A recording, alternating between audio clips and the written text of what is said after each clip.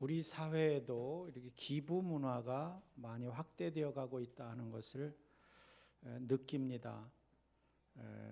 지난해 연말인가요? 연말에 저 지방에서 어려운 이웃을 위해서 이렇게 기부한 분이 있었는데 이름도 모르고 얼굴도 모른다는 거예요. 16년 동안을 계속해서 수천만 원씩 이렇게 기부를 했는데 이름을 알리지 않고 익명으로 기부를 했다는 것을 뉴스에서 본 일이 있습니다.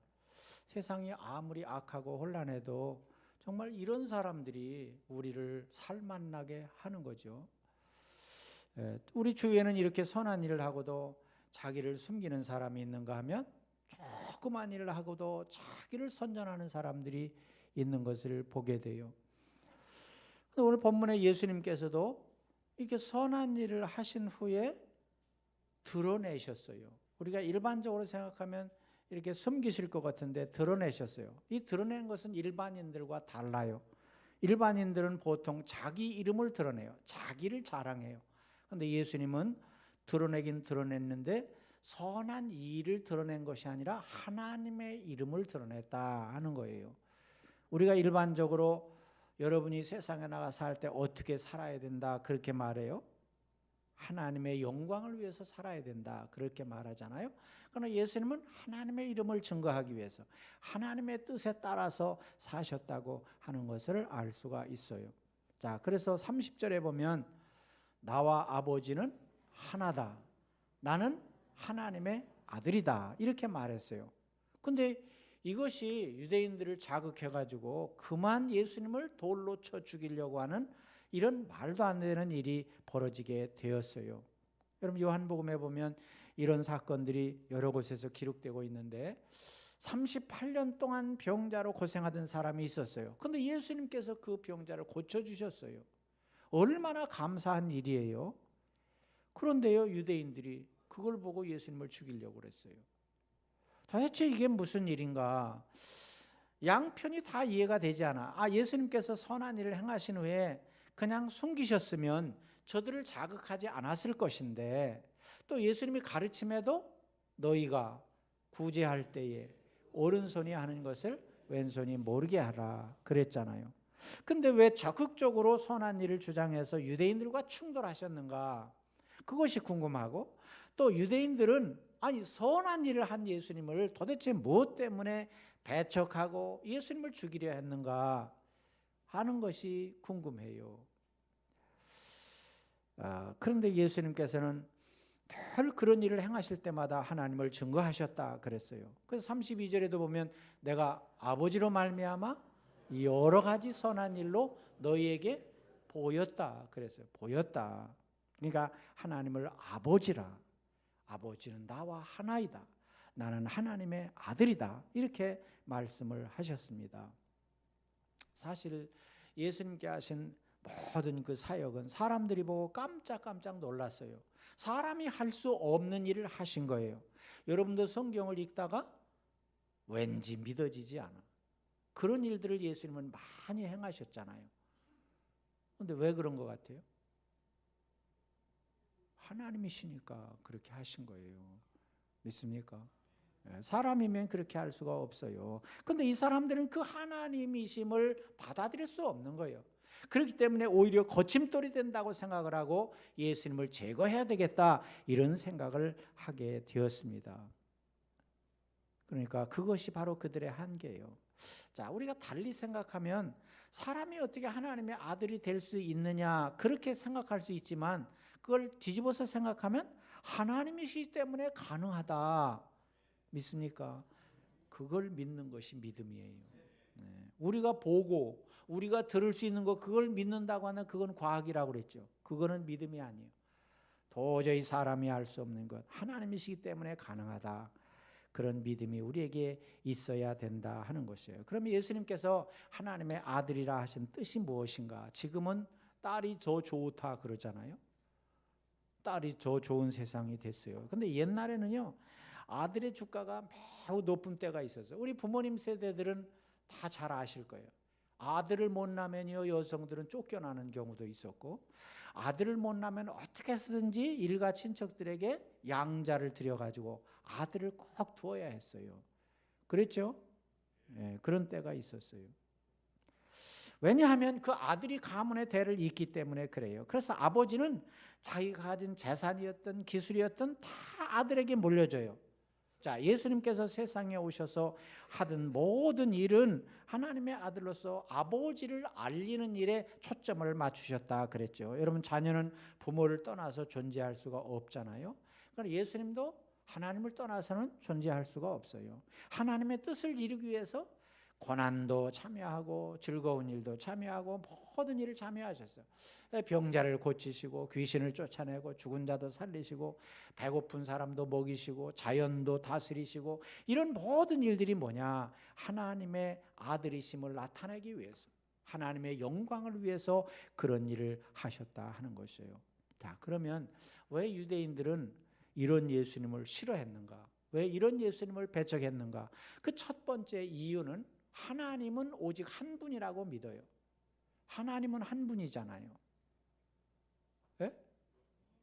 하나님은 한 분이요. 틀린 게 아니에요. 그들이 잘못된 것은 아니에요. 자, 그러니까 구약 성경에 그 사람들은 성경 박사라 그랬잖아요. 성경을 너무너무 잘 아는 사람들이에요.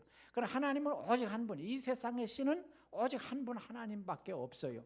자, 그런데 문제는 예수님께서 하나님의 아들이다, 하나님과 하나다, 그러니까 택도 없는 소리 하지 마라, 어떻게 그럴 수가 있는가, 그들이 그렇게 말했지만 여러분, 그들이 깨닫지 못하는 것이 있어요.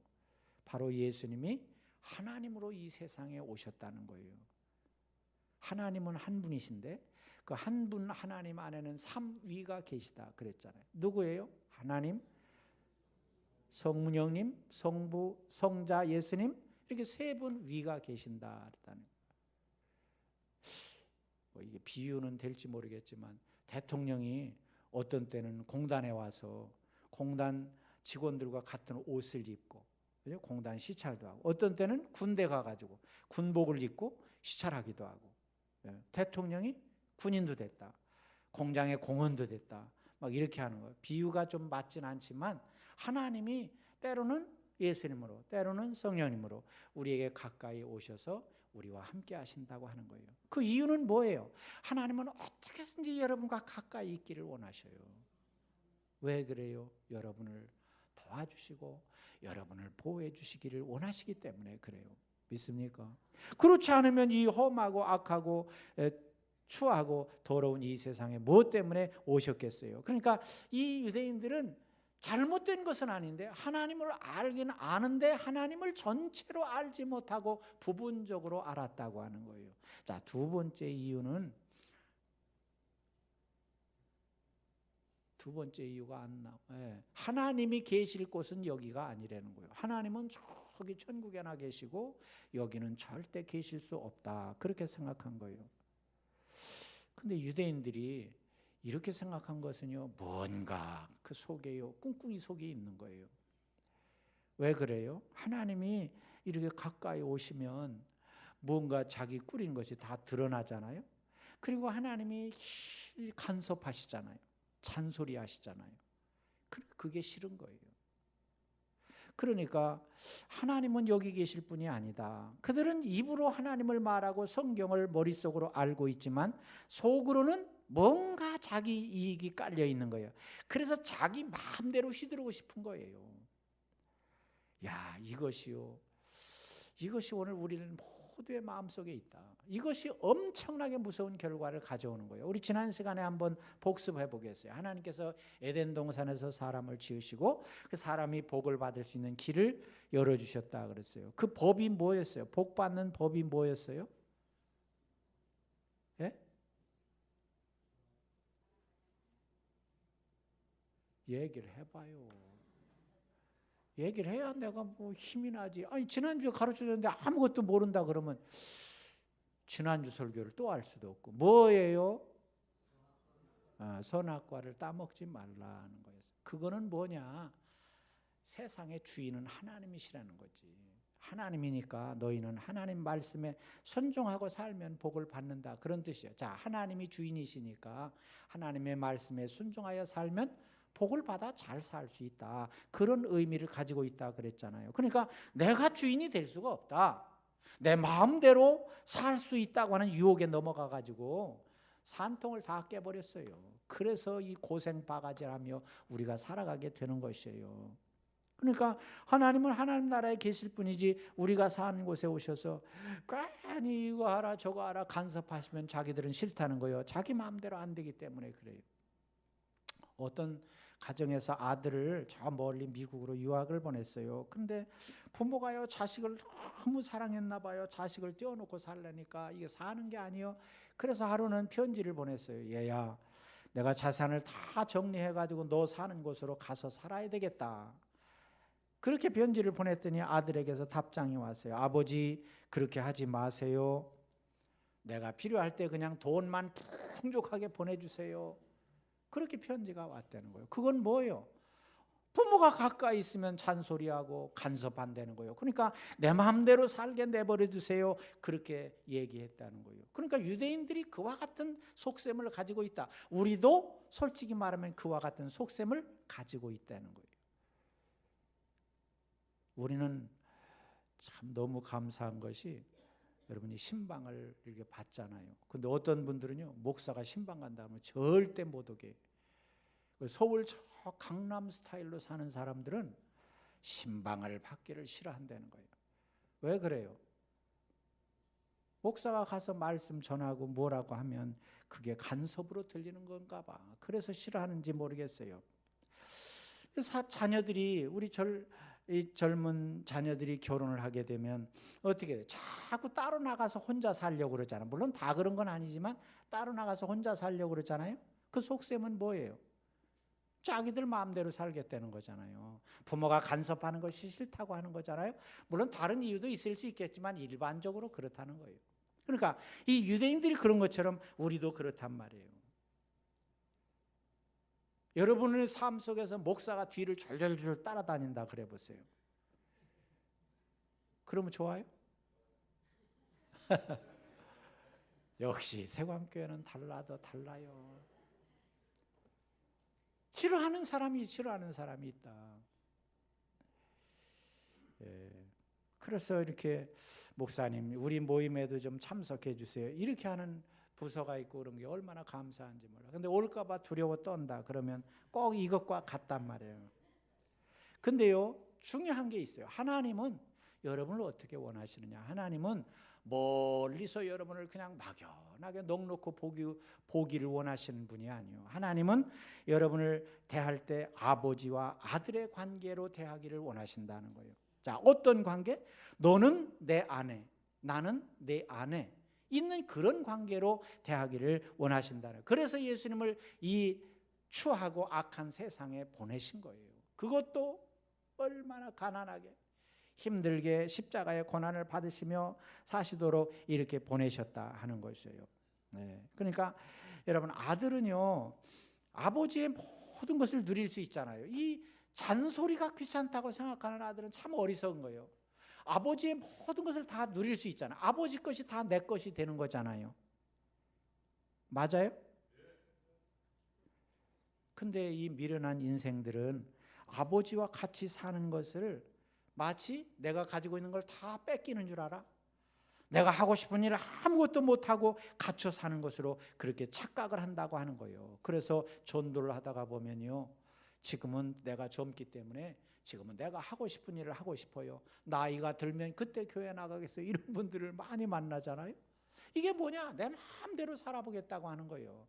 그 사람들이나 우리들이나 똑같은 생각을 갖고 있는 거예요. 그런데 여러분, 중요한 것은 내 마음대로 산다고 하는 것은 다른 말로 바꿔 말하면 죄에 끌려다니며 살겠다는 얘기예요. 욕심에 끌려다니며 살겠다는 얘기예요. 그런 사람은요 참 자유를 누리지 못하고 살아가는 거예요.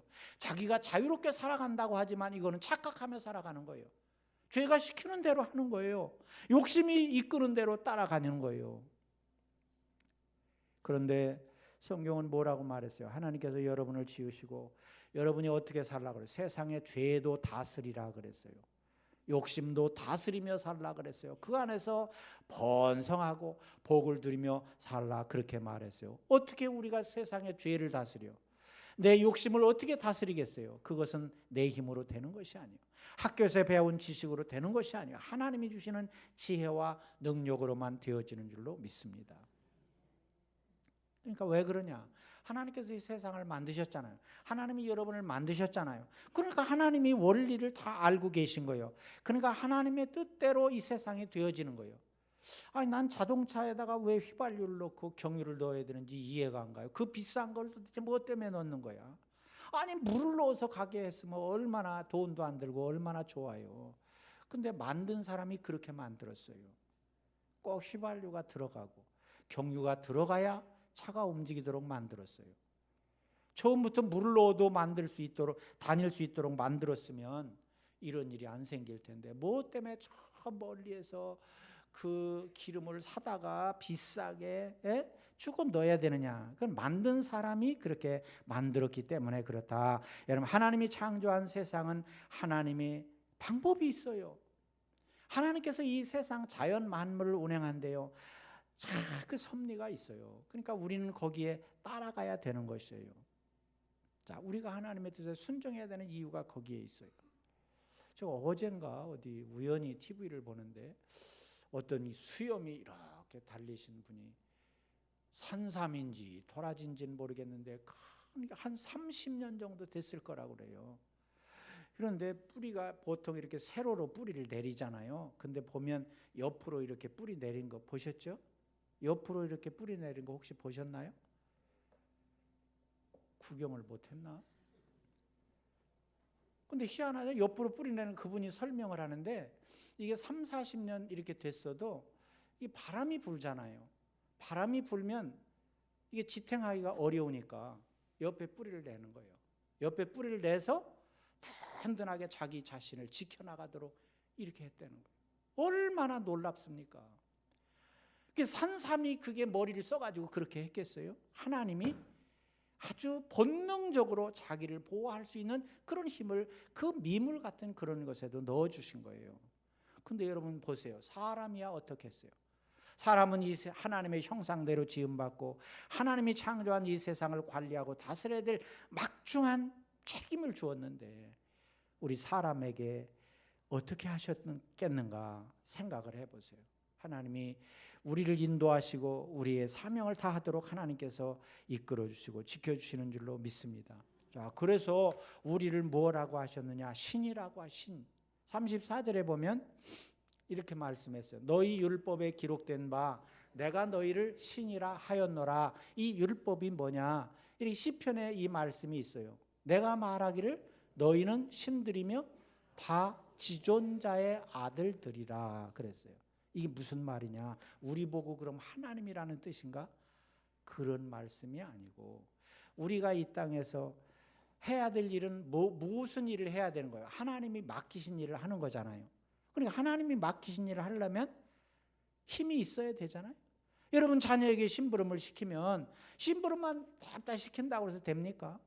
돈이 필요하면 돈을 주고 사람이 필요하면 사람을 붙여주고 해야 그것을 감당할 수가 있잖아요. 하나님께서 우리에게 말씀을 전하고 하나님의 뜻을 이룰 수 있도록 우리에게 사명을 주셨다면 그걸 감당할 수 있도록 하나님께서 우리에게 권세를 주셨다고 하는 거예요. 그것을 바로 신이라 이렇게 표현하고 있는 거예요.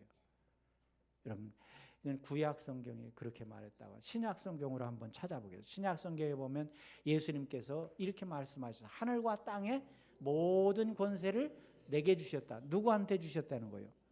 예수님에게 주셨다는 거지 뭘 나에게 주셨다는 거예요.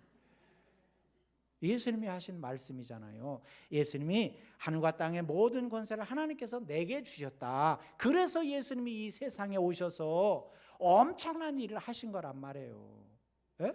자, 그런데 내게 주셨다는 말이 틀리는 건 아니에요. 자, 그런데 예수님께서 이제 승천하셔야 되잖아요. 그러면 예수님이 우리 곁을 떠나시는데 그래서 어떻게 했어요? 성령님을 보내주시겠다 그랬잖아요. 그래서 너희가 성령을 받으면 너희가 권능을 받고 내 증인이 되리라. 이 권능이 뭐예요? 우리가 하나님의 일을 할 수 있도록 하나님께서 우리에게 그런 능력과 지혜를 주셨다. 권세를 주셨다고 하는 거예요. 그러니까 예수님이 가지셨던 것을 우리에게 성령님을 통해서 우리에게 다 위임해 주시고 예수님은 승천하셨다 하는 거예요. 그러니까 이 말은 다른 말로 하면 여러분이 하나님의 뜻을 이루기 위해서 존재한다고 한다면 하나님의 일을 하기 위해서 우리는 능력과 권세를 부여받았다고 하는 거예요. 이미 여러분이 부여받았어요. 믿습니까? 그래서 그 권세를 가지고 세상을 다스리는 거예요. 죄도 다스리는 거예요. 욕심도 다스리는 거예요. 그래서 이 땅에 하나님의 뜻이 이루어지도록 그렇게 하셨다는 거예요. 원래 창조될 때부터 우리는 하나님의 형상대로 지음받았다 그랬잖아요. 그러니까 우리는 사람으로서 하나님의 능력을 받고 존재하는 거예요. 그런데 성령님까지 보내주셨잖아요. 그 성령님이 지혜와 능력이 있으시고 권능이 있으시잖아요. 여러분 기도할 때 제일 앞에 뭐라고 기도해요? 누구를 불러요? 하나님 아버지라고 부르잖아. 그때 보면 살아가는 거 보면 하나님의 자식 같지가 않아. 하나님 아버지라고 부르면서 부를 때만 하나님이요. 살아가는 데는 하나님의 자녀답게 좀 하나님이 그렇게 무력한 하나님이 아니잖아요. 하나님이 전능하신 하나님이잖아요. 그러면 여러분도 하나님의 자녀라고 한다면 그 전능하신 하나님 반에 반같이라도 살아야 되잖아요. 믿습니까? 자, 그러니까 그게 뭐예요? 믿음이라는 건 다른 게 아니에요. 그것을 여러분이 알고 내 것으로 만들고 그것을 이루며 살아가는 것, 그것이 믿음인 줄로 믿습니다. 구약에 아까 말한 것처럼 율법을 맡은 자에게 신적인 권위를 주셨다고 하는 거예요. 그러니까 유대인들이 그렇게 막 목에 힘주고 그렇게 살았던 것은 그 말씀에 힘입어서 그렇게 산 것이에요. 그렇다면 하나님께서 보내신 예수님이 하나님의 아들이라고 하는 것이 뭐가 잘못됐어요? 당연한 것이죠. 근데 그들은 그것을 받아들이지를 못했다. 여러분이요, 믿거나 말거나 하나님은 예수님을 이 땅에 보내셔서 모든 인류를 구원하기 위해서 보내신 하나님의 아들이신 줄로 믿습니다. 그러니까 내가 믿지 않는다고 해서 그게 바뀌는 게 아니에요. 하나님은 이미 정하셨어요. 그래서 모든 것을 행하셨어요. 그렇기 때문에 문제는 내가 그것을 그 예수 그리스도를 받아들이냐 안 받아들이냐 거기에 달려 있는 거예요. 여러분, 국가에서 나라의 대사를 파송하잖아요. 일본에도 파송하고 미국에도 파송하고 대송하는데 상대 국가에서 받아들이지 않으면 대사로 파송할 수가 없어요. 그런데 하나님은요, 우리가 받아들이지 않는다 그래서 하나님이 바꾸는 게 아니에요. 하나님이 정하신 뜻은 절대 변하지 않는다 하는 거죠. 폐기되는 법이 없어요. 하나님의 뜻대로 이 세상을 이끌고 가고 있고 하나님의 뜻대로 여러분을 이끌고 가고 계셔요. 믿습니까?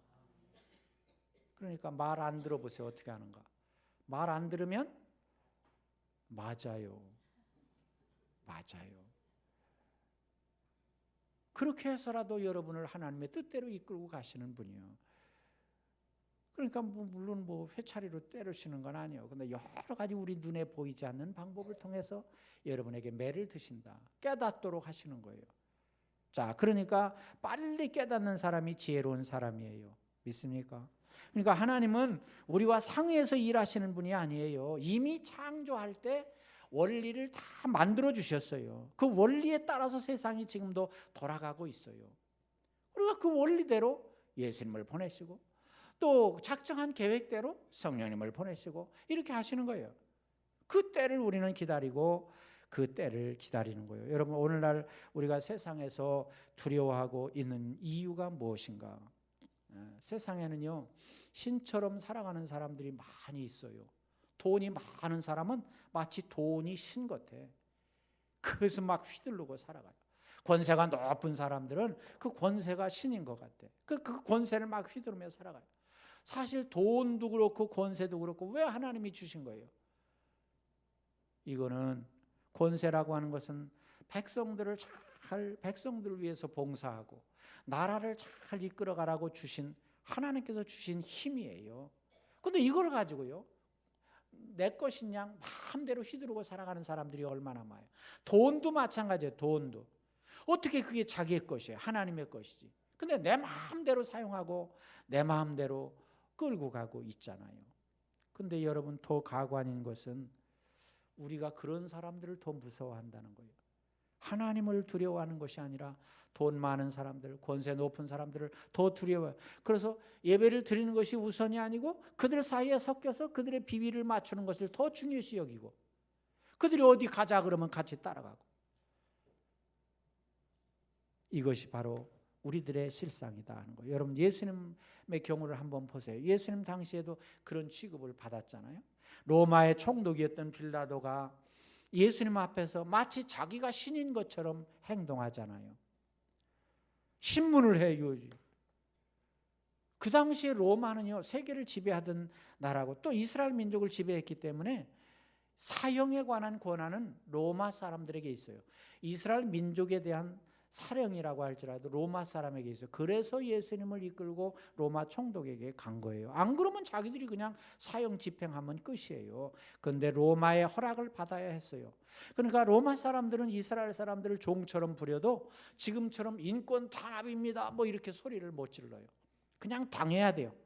살면 살리고 죽이면 죽이고 마음대로 할 수가 있었어요. 그래서 유대교 지도자들이 예수님을 총독에게 데리고 갔어요. 신문을 받았어요. 이런 되먹지 못한 일이 백주대낮에 일어났어요. 얼마나 뒤틀린 세상입니까? 그런데요, 사실은 우리도 여기서 예수님이 될래, 로마의 총독이 될래, 그러면 뭐가 되고 싶어요? 말은 그렇게 하지.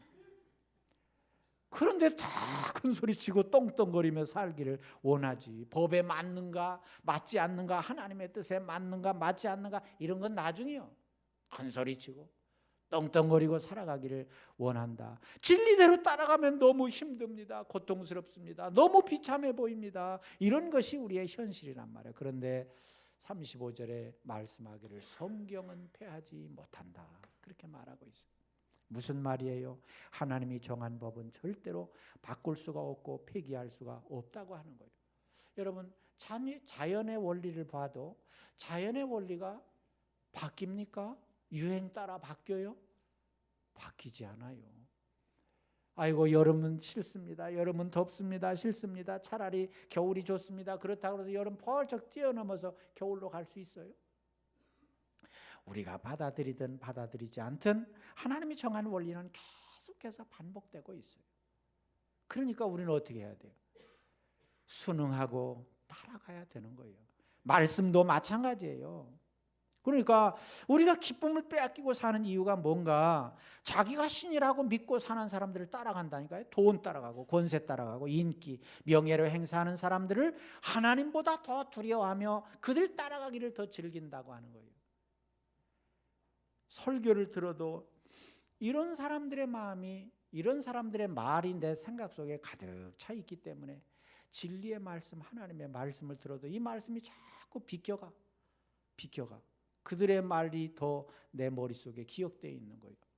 유명한 TV에 나오는 강사의 말. 그래서 여성들은 뭐가 몸에 좋다 그러면 그날 그 마트에 그냥 그게 싹쓸이 한다고 그러잖아요. 그게 좋다 그러면 그게 신이요. 뭐가 좋긴 뭐가 좋아요. 하나님이 이미 다 그 좋은 거 하나님이 주신 건데 사람이 이제야 발견한 거예요. 그렇잖아요. 무슨 채소에 뭐가 좋고 뭐에 뭐가 많이 들어있고, 그거 뭐야, 하나님이 이미 다 주신 거예요. 옛날에 창조할 때. 근데 이제서 그걸 알아가지고 무슨 호들갑을 떨고 그런단 말이에요. 그러니까 항상 과학은 뒤따라가는 거예요. 시녀예요, 시녀. 근데 그게 최고처럼 알잖아요. 말씀이 최고가 돼야 될 줄로 믿습니다. 그러니까 그런 것이 가득 차 있으니까 설교를 듣는 시간이 재미가 없는 거야. 그냥 꽈배기 만드는 시간이야. 우리 눈에는 하나님이 보이지 않고 세상에서 잘 나가는 사람들이 자꾸 보여요. 그러니까 교회를 오래 다녀도 변화가 없는 거예요. 그 타령이야. 그런데 예수님 당시에 그들의 생각을 뒤엎은 사건이 일어났어요. 그것이 뭐예요? 예수님의 부활이에요. 예수님은 죽음을 이기시고 부활하셨어요. 그들은 예수님을 십자가에 못 박아 죽이고 난 후에 우리가 이겼다고 환호성을 외쳤어요. 우리가 승리했다고 그랬어요. 그런데 유유히 사흘 만에 그 죽음을 이기시고 부활하셨어요. 그 모습을 본 로마의 군인들이 뭐라고 그랬어요? 과연 하나님의 아들이로다. 보여주었어요. 예수님은 보여주었어요. 하나님의 능력과 권세로 죽음을 이기셨어요. 죽음을 박차고 일어나셔서 승리자로 우뚝 서셨어요. 영원한 하나님의 아들로 우뚝 서셨어요. 자, 그래서 예수님께서는 정말 행동하는 믿음이셨다.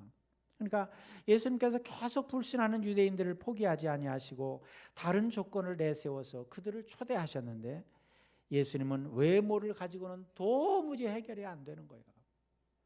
보세요. 외적으로 보면 뭐 내세울 게 있어야지. 가문이 있어요. 뭐 학력이 있어요. 재산이 있어요. 배경이 있어요. 그 유대교 지도자들에 비하면 정말 볼품없는 거야. 그러니까 유대교 지도자들이 그렇게 예수님을 무시하고 배척한 거죠. 그랬을 때 예수님께서는 하도 답답하니까 이렇게 말씀하셨어요. 나를 보지 말고 내가 하는 일을 보고 믿으라 그랬어요. 야, 이게 참 중요한 말씀이에요. 유대인들이 보세요. 종교 지도자들이 종교적인 복장 뭘 그렇게 거창하게 씁니까? 뭘 거창하게 입고요. 그렇게 하고 말투도 거룩한 척하고, 예? 또 거룩하게 규칙을 지키는 모습은 예수님과 비교할 수가 없어요. 거들먹거리는 그 행동에 비하면 예수님은 가난하고 온유하고 겸손하고 비교가 되지 않았어요. 그러나 예수님께서 하시는 일은 정말 누구와도 비교할 수가 없었어요. 예수님이 가는 곳마다 기적을 행하니까 사람들은 요즘 말로 얘기하면 놀라 자빠졌어요. 하시는 말씀 한마디가 이 세상 누구에서 들어볼 수 없는 권세 있는 말씀이었어요. 그러니까 예수님이 한 번은 고향에를 가셨어요. 고향에 가서 회당에서 말씀을 전하는데 듣던 사람들이 놀라가지고 이렇게 말했어요. 이 사람의 이 지혜와 이런 능력이 어디서 났느냐? 이는 그 목수의 아들이 아니냐? 겉으로 보면 목수의 아들이요. 가난한 목수의 아들이요. 짐승의 구유에서 태어난 사람이에요. 근데 어디서 이런 능력이 났느냐? 사람들의 반응을 성경은 이렇게 기록하고 있어요. 그러니까 행동이 평범한 사람이 아니었다는 거예요. 하나님의 아들로 인정하기에는 자존심이 허락하지 않았어요. 아니, 그 정도 되면 하나님의 아들이구나 이렇게 인정했으면 되는데 자존심이 허락하지 않았어요. 오히려 그들이 예수님이 걸림돌이요. 자기들이 뭔가 하려고 그러면 예수님이 자기들보다 더 능력 있게 행세를 하니까 걸림돌이 되었어요. 여러분, 우리나라 선교 초기에요. 우리 어르신들은 기억할 거예요. 저희 어렸을 때만 해도 저는 이제 모태신앙이기 때문에 아주 어렸을 때 신앙생활을 했어요. 어렸을 때만 해도요, 교회가 대단했어요. 세상 사람들이 교회를 통해서 많이 배웠어요. 그러니까 그 당시에는요, 능력 있는 남자들은 첩을 거느리고 살았어요. 아시죠? 첩이 있었단 말이에요. 그런데 교회는 어떻게 했어요? 코쟁이들이 와가지고, 혼자 와가지고 몇 명 되지도 않는데 그런 일은 절대 할 수 없다고 그렇게 했어요. 여러분, 우리나라가 농경사회였잖아요. 농한기가 지나면 하고 한 날 노름하며 살았어요. 사랑방에 모여가지고. 근데 교회는 절대 그것을 금했어요. 그리고요, 일본의 압제에 시달리며 살던 우리 백성들은 그 원한과 울분을 뭐로 달랬어요? 술을 마시며 술을 마시며. 담배 피며 달랬어요. 그것도 교회는요, 절대 해서는 안 된다고 말렸어요. 그리고 그 당시에는 양반과 쌍놈을 구별했어요. 양반. 자, 그런 시대였어요. 그러나 교회는 뭐라고 그랬어요? 모든 사람이 평등하다. 어떤 사람도 다 평등한 사람이다 하는 것을 알려주었어요. 기독교의 복음이 선포되자 사람들이 변화되기 시작을 했어요. 그 당시에 선교사들 몇 명이 와가지고 이런 복음을 전했다. 지금처럼 교회가 많고 목사들도 많고 이랬다 그러면 이해가 되는데 2명의 선교사가 인천으로 들어와서 전한 것이잖아요. 그런데 사람들이 변화되기 시작을 했어요. 지역이 바뀌기 시작을 했어요. 세상이 새로운 세상으로 만들어지기 시작했어요. 그래서 우리나라가 이렇게 변화된 줄로 믿습니다. 그런데 당시에는 교회가 세상을 이끌고 갔어요. 당시에는 교회가 세상 사람들을 이끌고 갔단 말이에요. 그래서 이렇게 변화됐는데 지금은 어때요? 지금은 세상으로부터 손가락질을 받는 일이 다 그런 건 아니지만 덜어 있어요. 왜 그래요? 이거는 여러분과 나의 책임이에요. 우리가 뭔가 구별된 삶을 살아야 돼. 우리가 그들에게 뭔가를 보여줘야 돼요. 그런데 그렇지 못하고 그 사람들이나 우리나 똑같이 되니까 그럴 바에는 교회 갈 필요가 뭐 있는가? 그럴 바에는 예수님을 믿을 필요가 뭐 있는가? 이렇게 말하는 거예요. 여러분, 우리가 정말 해야 될 것이 있어요. 그것은 뭐냐? 하나님께서는요, 여러분을 통해서 세상 사람들이 하나님을 볼 수 있기를 원하시는 거예요. 여러분을 통해서 하나님의 일을 함으로 세상 사람들에게 하나님을 보여주기를 원하시는 것. 마치 예수님께서 이 세상에 오셔서 하나님의 일을 하심으로 많은 사람들에게 하나님을 보여주었던 것처럼 오늘 우리들을 통해서 바로 그 일을 원하신다 하는 거예요. 그러니까 우리가 나가서 뭐 해야 돼요? 그 하나님을 보여드려야 된단 말이에요.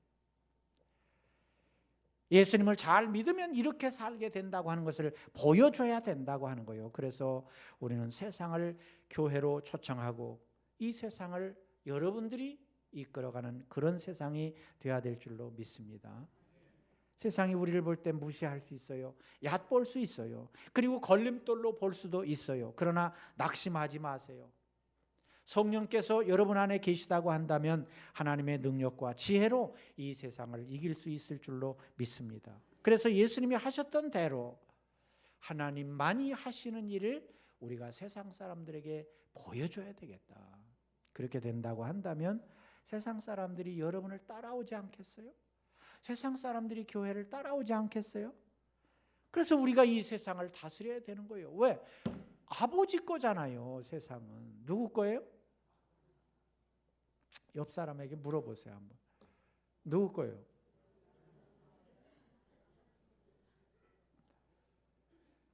이게 다 끝난 다음에 잠에서 깨라는 신호예요. 이게 다 끝난 다음에 깨면 뭐예요? 누구 거래요? 하나님 아버지 거예요. 그러니까 우리가 관리해야지. 여러분 만약에 부모로부터 유산을 물려받았다 그래 보세요. 그럼 누가 관리해야 돼요? 누구 줘요?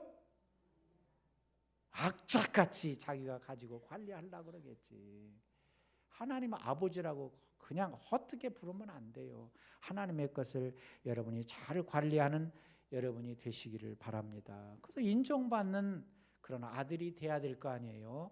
탕자가 되겠어요? 인정받는 아들, 딸들이 되어서 하나님 앞에 칭찬받는 여러분이 다 되려면 어떻게 해야 되느냐? 우리는 세상에 나서 자꾸 보여줘야 돼. 믿습니까? 네, 보여주는 삶을 살아가는 여러분들이 다 되시기를 주님의 이름으로 축원합니다. 기도하겠습니다. 말씀을 기억하면서